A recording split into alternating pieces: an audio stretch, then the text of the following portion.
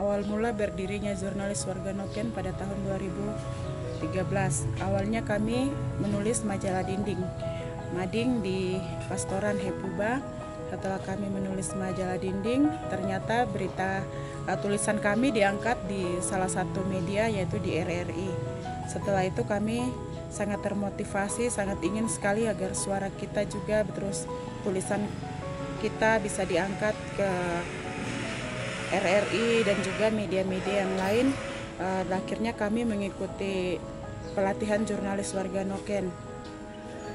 Manfaat yang saya dapat setelah mengikuti pelatihan JW Noken, satu, saya berani untuk menulis, mengungkapkan berita-berita.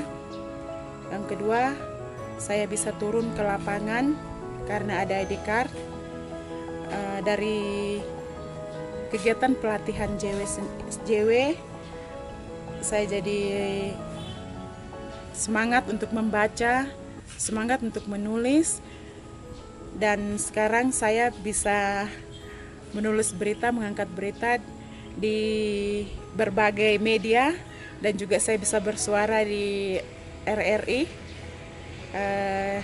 dan juga sekarang bersama dengan Jubi. Seperti itu. Saya Dr. Roni Wagae, saya sebagai salah satu tenaga dokter umum di Kabupaten Jayawijaya, tenaga PTT. Selain itu, saya juga sebagai dokter terbang, kadang-kadang bersama pelayanan misi kami terbang ke pos-pos. Apa yang kami lihat di sana, mungkin pelayanan kesehatan kurang atau tenaga pendidikan kurang, itu kadang-kadang kami mau menulisnya susah.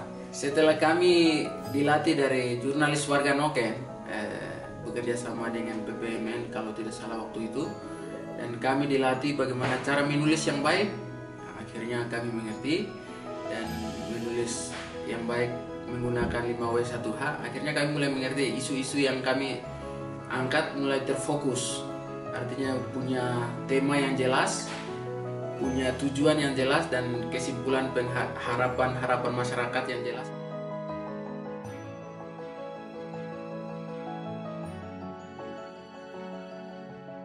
Karena dampak dari catatan tulisan berita-berita JW Noken di Kabupaten Jayawijaya maupun di Pegunungan Tengah ini cukup besar. Karena JW Noken mencatat peristiwa, pengalaman, ketidakadilan, pelayanan apa saja yang bagi masyarakat, bagi publik, yang kadang-kadang dilupakan oleh pemerintah daerah, oleh lembaga-lembaga lain juga seperti pendidikan, ada itu yayasan-yayasan, diangkat oleh JW Noken sebagai satu berita bahkan sampai ke tingkat nasional.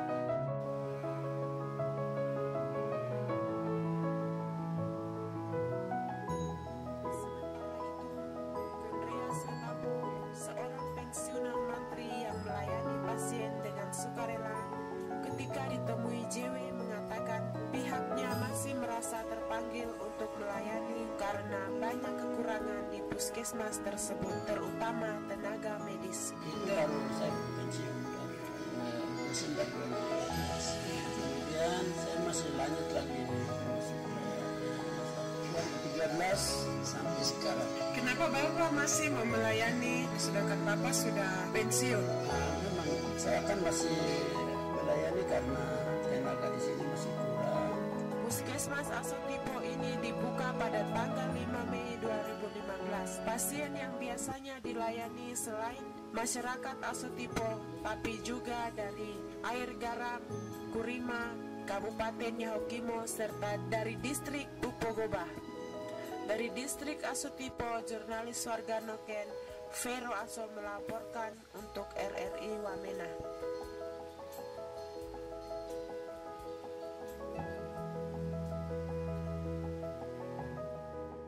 Ada satu tulisan JW yang menulis tentang kedisiplinan di sekolah yang baru-baru saja terjadi. Ade Klita namanya, dia menulis informasi tentang itu, lalu dia didukung dari guru-gurunya di sekolah. Kemudian informasi itu cukup menarik perhatian media-media nasional.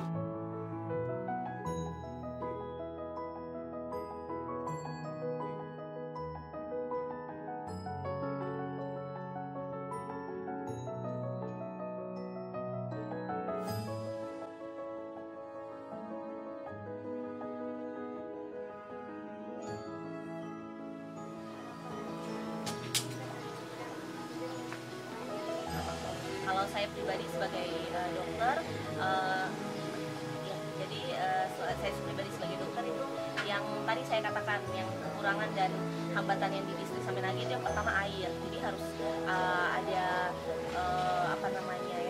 dari pemerintah atau siapapun itu untuk membuat sistem pengaliran air bersih ke tiap-tiap kampung seperti itu.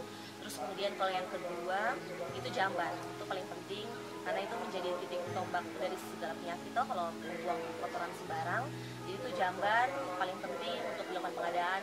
Kalau misalnya tidak satu kampung, setiap rumah tidak perlu satu jamban, tapi mungkin satu kampung perlu 1 atau 2 jamban untuk sehingga masyarakat kedepannya bisa lebih hidup bersih dan kedepannya penyakit-penyakit yang ditularkan oleh kotoran-kotoran itu bisa semakin minimal. Seperti itu.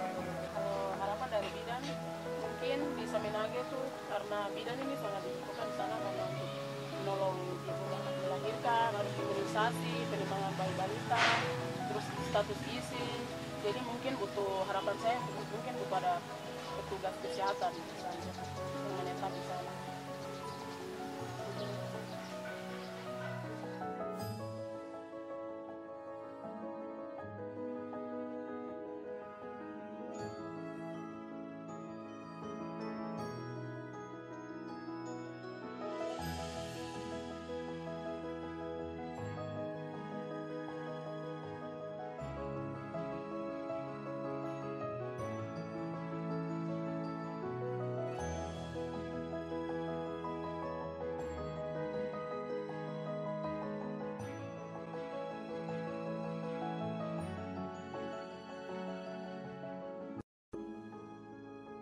Baik saudara pendengar Radio Republik Indonesia Wamena dimanapun Anda berada, selanjutnya kita akan dengarkan informasi dari jurnalis warga Noken Angelita Meho tentang kematian yang terjadi beberapa waktu lalu di Kabupaten Yahukimo di distrik Saminage. Silakan Angelita Meho. Baik, terima kasih buat Bu Roni. Saya akan membacakan berita saya. Kabar masih banyak gizi buruk, kurang air bersih, dan yang paling penting adalah jamban. Penyakit yang dihasilkan oleh kurang air bersih seperti diare, cacingan, infeksi saluran pernapasan atas, dan telinga bernanah. Dr. Mira Harahap bersama seorang bidan bernama Agnes Imo mengungkapkan harapan meminta untuk pemerintah memberikan sarana air bersih, toilet, dan lain-lain. Demikian jurnalis warga Noken Angelita Meho melaporkan untuk RRI Wamena.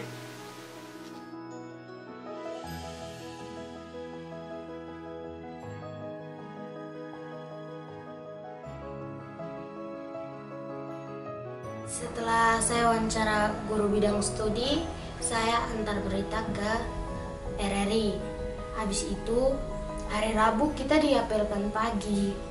Terus kan sebenarnya tidak ada apel pagi, tapi Bu Guru kasih apel. Terus Bu Guru bilang, mana tuh jurnalis warga Noken kan. Habis itu langsung maju, angkat tangan sama maju ke depan. Bu Guru bilang aku berlutut di situ. Terus Bu Guru bicara. Kalau mau kerja saja, jangan sekolah. Gitu Bu Guru bilang begitu. Terus habis itu dibubarkan. Habis itu saya dipanggil ke ruang kepala sekolah, diberikan surat panggilan ke orang tua. Salah satu kisah yang menarik yang saya alami ketika saya masuk di suku Korowai, kami menemui pasien anak kecil yang sakit, sudah terbaring lebih dari 6 bulan. Sudah tidak bisa makan, tidak bisa ini ya. Kami hanya bawa obat seadanya. Kami harus mengangkutnya itu menggunakan trek. Nah, naik trek. Tapi belum ada jembatan, akhirnya lewat kali sungai yang deras, itu trek tidak bisa lewat dan kami harus gendong pasien ini naik eskavator. Naik eskavator kemudian sampai naik trek lagi jemput kami yang di sungai sebelah, kemudian kami harus bawa dia sampai di rumah sakit DKI.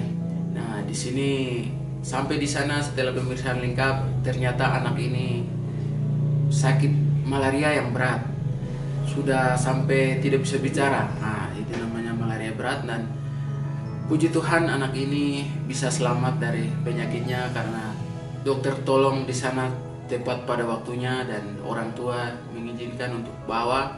Sekarang keadaannya dia sudah membaik dan sudah pulih. Nah, tulisan-tulisan seperti ini saya mau mediakan di mana? Di ini waktu kami belum ikut JW itu susah sekali. Kami hanya kasih naik di Facebook dan mungkin orang teman saya yang mungkin bisa baca. Keberadaan JW ini semakin semakin menarik banyak peminat yang ingin bergabung, itu salah satu. Kemudian yang lain lagi itu ada tulisan-tulisan JW yang kita siarkan di RRI. Setelah siar, dinas terkait segera langsung turun tangan. Itu salah satu contoh yang kami rasa terbaik di situ. Sebagai satu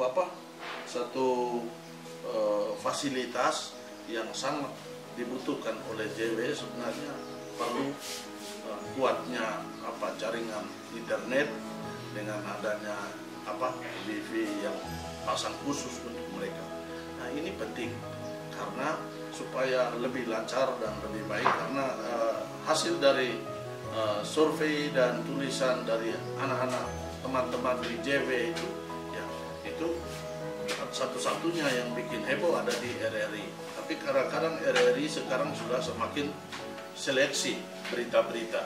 Nah, karena itu saya saya mungkin itu wifi tadi, kemudian pengembangan media Nusantara, ya saya pikir jangan hanya lepas saja. Saya juga terlibat dalam merancang dan itu JW ini supaya juga memajukan terus dan memberi pelatihan pendidikan terus menerus supaya anak semakin terampil dan semakin percaya diri.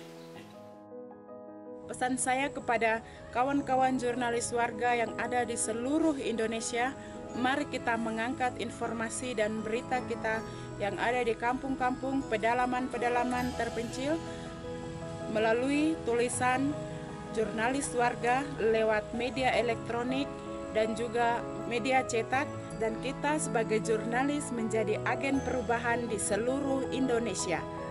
Apapun profesi kalian, apapun tugas atau pekerjaan yang ada, tetap bisa menulis dimanapun kalian berada. Dan harapan saya teman-teman yang ada di Papua, yang ada di Pegunungan Tengah, yang ada di Jayawijaya, yang ada di Indonesia, bisa dapat menulis apapun yang kalian lihat.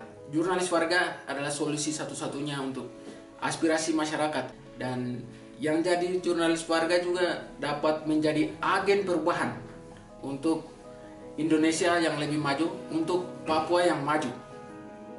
Saya mengajak dengan adanya jurnalis warga ini, mari kita mengangkat segala sesuatu persoalan yang dihadapi masyarakat dalam bentuk tulisan supaya bisa memberikan